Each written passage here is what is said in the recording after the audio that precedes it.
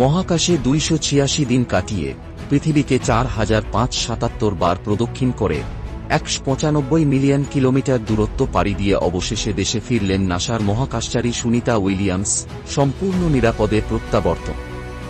সুনিতারা আর কোনোদিন মহাকাশ থেকে পৃথিবীতে ফিরতে পারবেন কিনা, এই নিয়ে চূড়ান্ত উৎকণ্ঠায় ছিল বিশ্ব।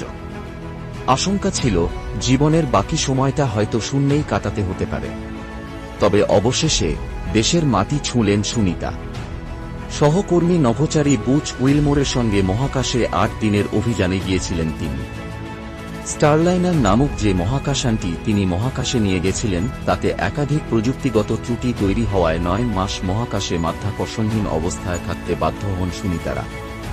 নাসার নভোশ্চর নিক হেগ এবং রাশিয়ার মহাকাশ সংস্থার সদস্য আলেকসান্ডার গোরবুনোভের সঙ্গে স্পেসএক্সের ড্রাগন মহাকাশযানে স্পেসএক্স ক্রিউ 9 মিশনে চাপেন সুনিতা এবং বুচ।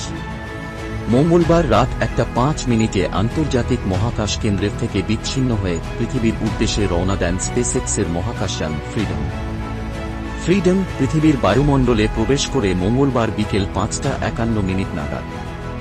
গতি কমিয়ে প্রথম দফায় প্যারাশুট খুলে যায় বিকেল 5:53। 1 মিনিট পরেই দ্বিতীয় দফার প্যারাশুট খোলে।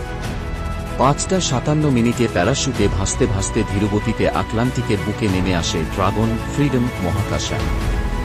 এটিকেই বলা হচ্ছে স্প্ল্যাশডাউন। আটলান্টিক থেকে উদ্ধারকারী জাহাজে তুলে নেওয়া হয় মহাকাশযানটিকে। তারপর মহাকাশযানের দরজা খোলে।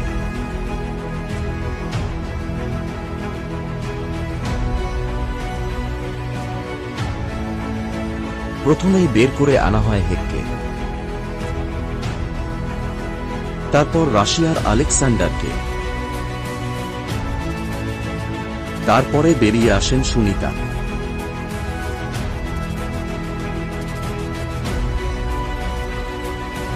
সবশেষে বুচকে বের করে আনা হয়।